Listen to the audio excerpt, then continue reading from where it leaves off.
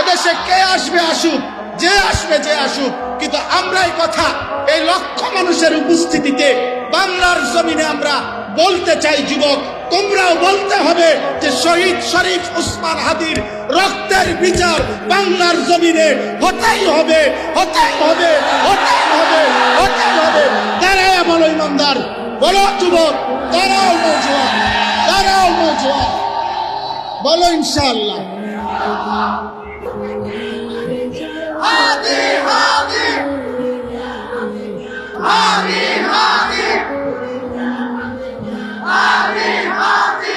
মাশাআল্লাহ, এই দাবি আমাদের একদিনের জন্য বন্ধ করবা না, বলো ইনশাআল্লাহ। হাদি হত্যার বিচার হইতে হবে এই দেশে। তার পবিত্র রক্তে, ইমানদারের রক্ত। ফজরের মুসল্লি সে ছিল, 5 ওয়াক্ত নামাজ পড়তো এই যুবক। আল্লাহর কোরআনের হাফেজ ছিল, রাসূলুল্লাহ সাল্লাল্লাহু আলাইহি ওয়াসাল্লামের হাদিস বিশুদ্ধ পড়তো।